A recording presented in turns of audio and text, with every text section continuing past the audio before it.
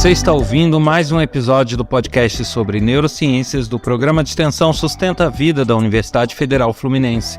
Eu sou Adriano Freitas, pós-graduado em neuroaprendizagem, especialista em neuropsicologia clínica. Neste episódio, nós vamos falar sobre o cérebro BBB.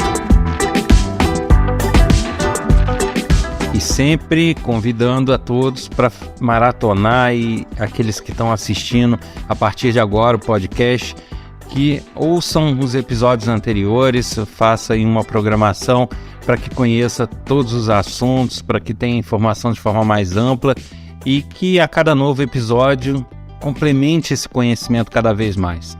Também convido a todos a visitarem o meu site www.adrianofreitas.com, que lá tem link para os meus canais do YouTube e outros materiais sobre as neurociências que são bastante interessantes para quem gosta do assunto. E por fim, convidar aqueles que querem participar com sugestões, críticas, elogios, perguntas, que podem enviar uma mensagem de e-mail para podcast@sustenta-vida.com ou então pelo WhatsApp através do número 22 99 222 1003.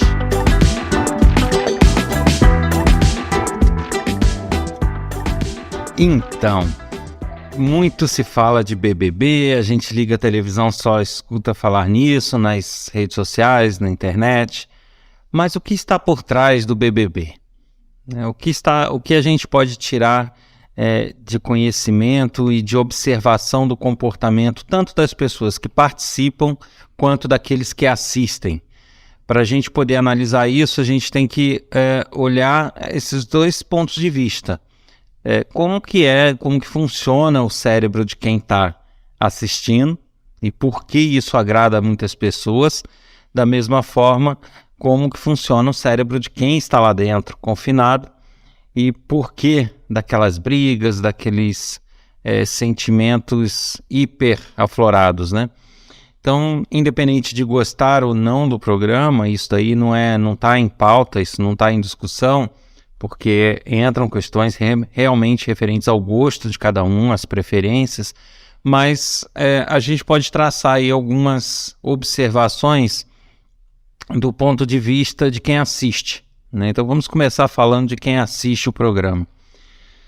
Bom, independente da pessoa gostar ou não da ideia do programa, da pessoa gostar ou não do que aquilo possa trazer de mensagens para a vida da pessoa ou de útil, mas mesmo quem não gosta, em alguns momentos acaba se sentindo atraído em olhar certas cenas, em olhar certos momentos.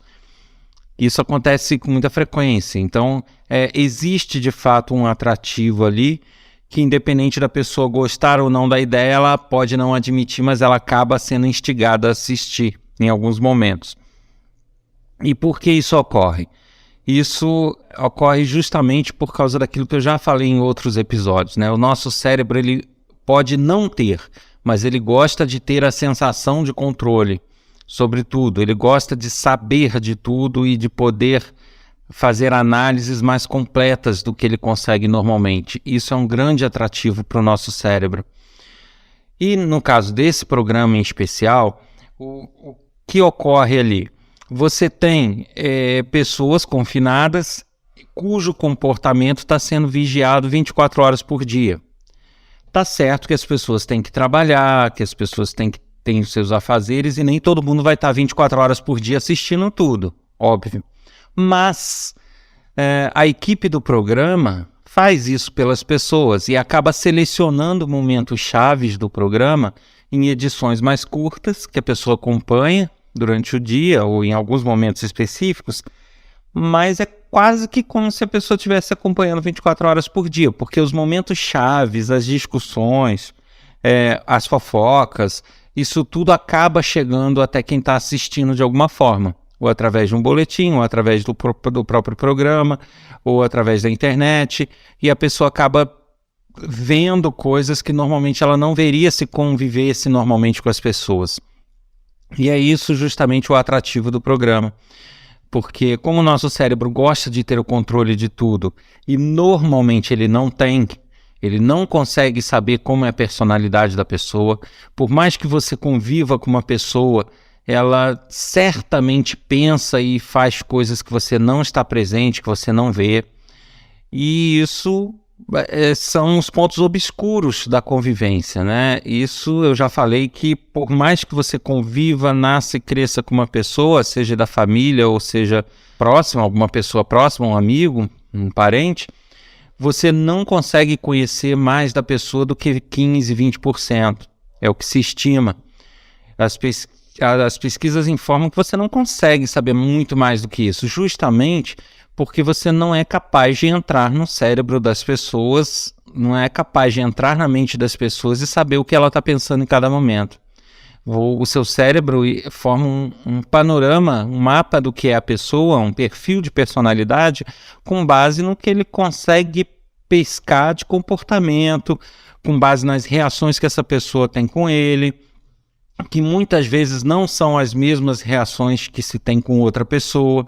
Então, cada pessoa forma um perfil de personalidade dos outros que muitas vezes não corresponde entre as próprias pessoas. Então, o meu perfil de personalidade da pessoa X pode não ser igual ao perfil de uma outra pessoa dessa mesma pessoa X, justamente porque esta pessoa reage diferente comigo e com essa outra pessoa.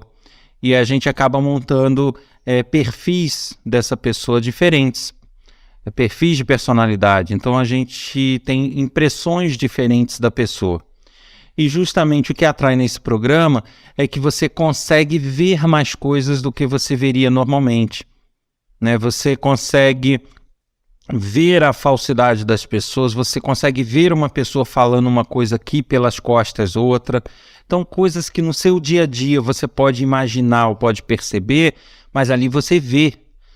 Você tem, entre aspas, o controle de monitorar a pessoa o tempo inteiro.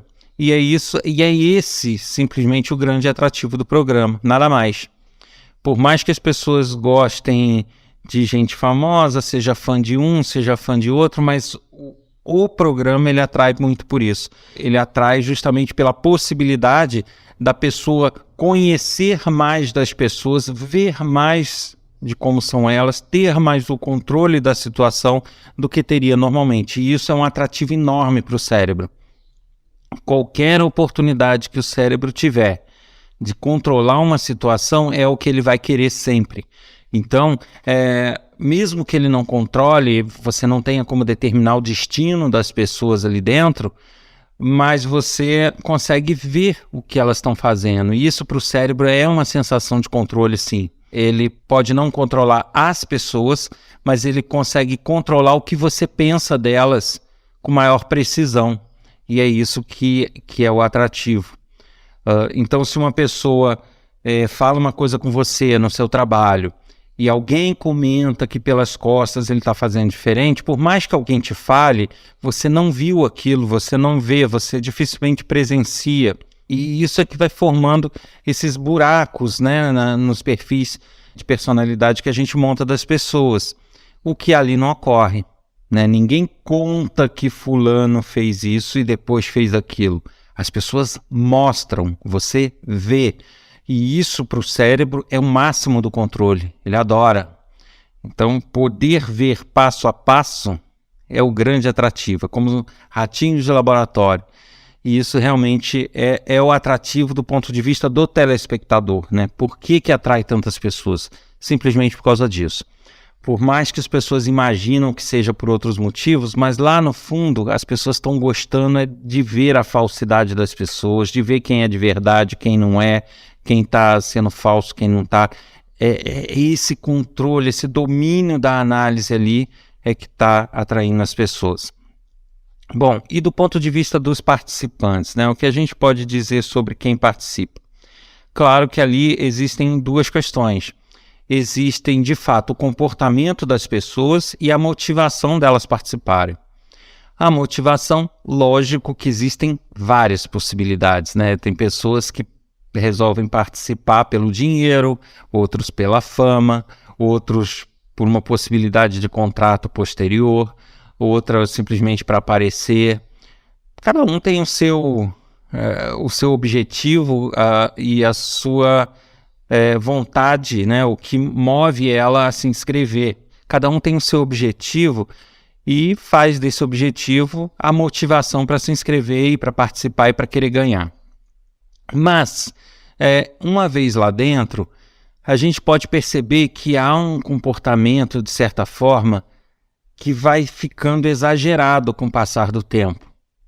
Coisas que normalmente na nossa vida cotidiana não teriam a menor importância, seriam coisas corriqueiras, lá vai ganhando um grau de importância que às vezes se cria brigas e discussões por uma coisa que você peraí, isso aí acontece todo dia no meu trabalho, nem por isso eu vivo brigando, né? As coisas ficam mais à flor da pele. E aí a gente pode citar até um experimento de psicologia clássico, que é um experimento que o pessoal chama de experimento da prisão de Stanford, que é um experimento que ele foi feito pelo professor Philip George Zimbardo. E a ideia na época, esse experimento ele já tem um bom tempo, eu não vou lembrar aqui exatamente de qual ano que ele é, se não me engano de 1971 ou 72, por aí.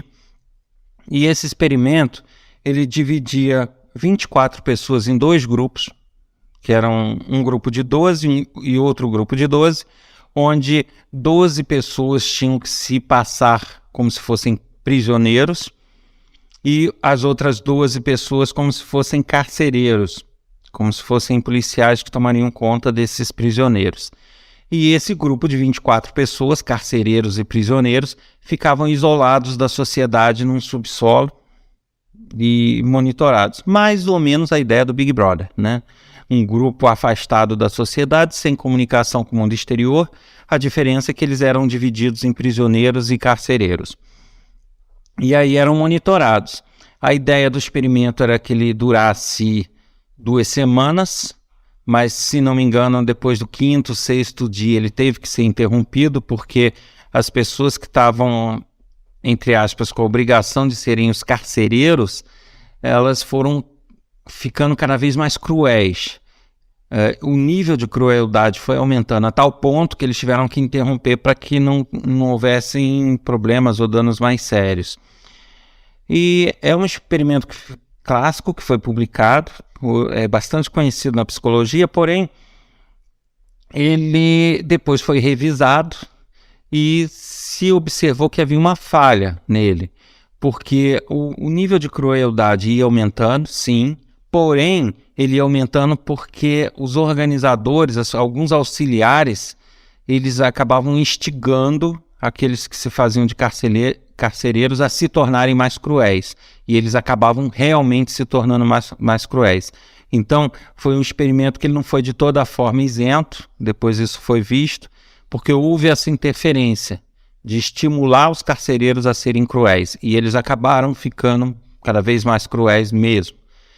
Mas, de certa forma, foi um experimento que não se pode considerar um experimento válido cientificamente hoje em dia, justamente por ele não ter seguido todos os protocolos de pesquisa e que gerariam resultados isentos. Porém, ele demonstrou uma coisa, que as pessoas elas se tornam altamente influenciáveis. Então esse é o primeiro ponto ali que se observa até nesse experimento da época. As pessoas, elas, como eu falei, elas supervalorizam tudo e a interferência de uma pessoa em outra acaba tendo um peso muito grande. E se isso for feito com frequência e quem estiver fazendo essa interferência souber como fazer, ela consegue rapidamente manipular todo mundo. Isso é uma tendência que se tem quando se está isolado. Agora, por que isso ocorre? Quando você está isolado da sociedade, está vivendo em um ambiente fechado, um ambiente controlado, um ambiente que não tem comunicação externa, o seu mundo ele se reduz. O seu universo de análise, o seu universo de comportamento, ele fica restrito àquilo ali.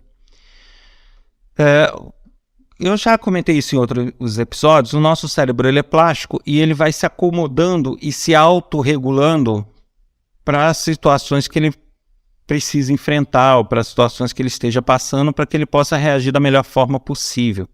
E nessa autorregulação dele, ele acaba percebendo que ele não precisa mais se preocupar com o mercado, ele não precisa mais se preocupar com o trabalho, ele não precisa se preocupar com a família, ele não precisa se preocupar com uma série de coisas que no dia a dia ele teria. Ou seja, o mundo dele fica restrito àquilo ali. Então, todo o foco dele, o foco atencional, todas as emoções, tudo dele gira em torno daquilo ali. E o cérebro vai aos poucos. Não é que ele esquece da família, não é que ele esquece do que está lá fora. Mas quanto mais tempo passa, menos essas coisas vão tendo relevância ou peso no dia a dia dele. E mais as coisas que ele está vivendo passam a ter essa relevância. O peso das coisas vai mudando. Então, por uma questão de autopreservação e sobrevivência, que é instintivo do humano e do nosso cérebro, as coisas vividas ali passam a ser fundamentais para a sobrevivência dele. E as coisas de fora vão deixando de ter essa relevância. Porque, ora, se fulano no meu trabalho fez isso ou deixou de fazer, não está interferindo na minha vida, porque eu estou isolado dele. Eu não sei mais o que está se passando no meu trabalho. E aí isso vai perdendo peso na vida da pessoa. E nessa autorregulação, como as coisas vão ganhando um peso, preocupações que a pessoa tem em virtude daquilo também vão ganhando um peso maior. Por exemplo, pessoas famosas que têm preocupação com a imagem dela, elas começam a agir de uma forma que elas têm que ao mesmo tempo sobreviver ali e ao mesmo tempo muitos se preocupam de como estaria a imagem delas lá fora, para as outras pessoas que elas dependem no dia a dia.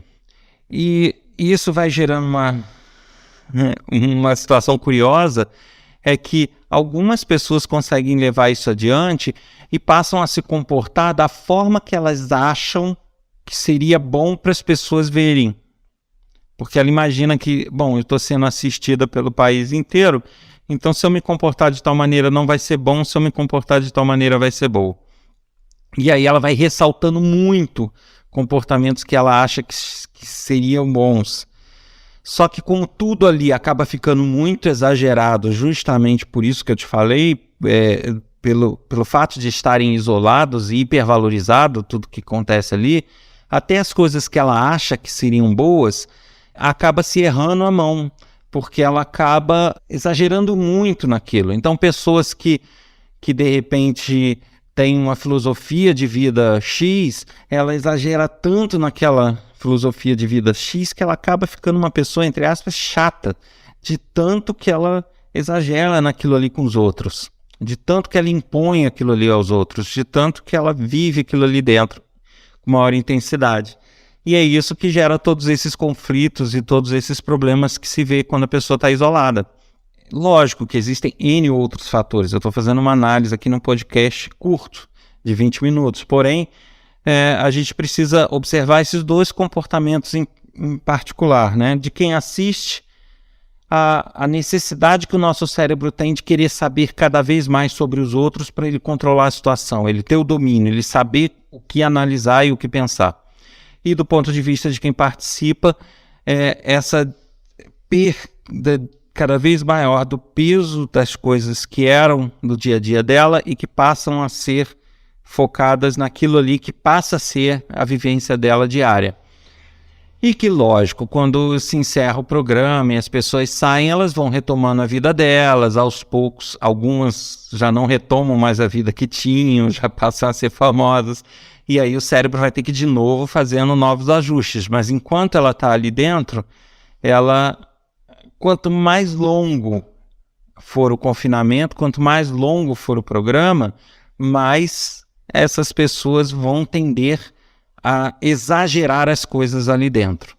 E aí a gente entra numa questão aqui para finalizar, que é até curioso, que é o seguinte: da mesma forma que as pessoas que estão assistindo se atraem pela possibilidade de ver coisas que não veriam no dia a dia, de poder ter esse controle e esse conhecimento do que se passa em todos os cantos, né?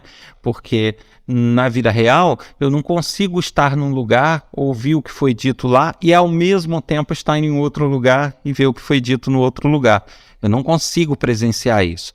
Já ali eu consigo, porque as pessoas gravam o que foi feito num cômodo, gravam o que foi feito no outro cômodo e colocam um depois do outro, mas eu vejo o que se passou junto, na verdade.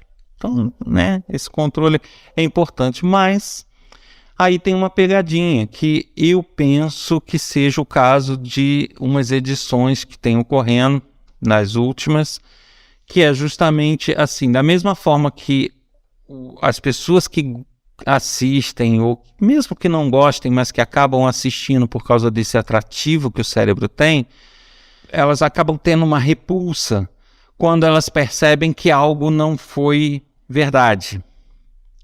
Então, se algo parece para o cérebro ou para a pessoa que foi armado, que foi combinado, que foi uma encenação, isso acaba invertendo, né? O interesse que as pessoas eventualmente teriam por um impulso do cérebro passa a ter repúdio, a pessoa passa a ter raiva daquilo ali, a não gostar, a não querer e ter, em alguns momentos gera até ódio mesmo, justamente porque o cérebro não gosta de ser enganado. É uma outra característica instintiva nossa. Então, da mesma forma que ele se atrai em conhecer as coisas, ele se atrai por conhecer e por poder analisar as coisas, ele fica irado quando ele é enganado, ele não gosta. E aí a gente entra em questões, aí eu não vou discutir programa, mas se algo acontece na produção daquele programa e que dá a sensação para as pessoas de que foi combinado, que foi encenado, pronto. Isso é o suficiente para as pessoas inverterem esse atrativo que sentem por essa característica de domínio.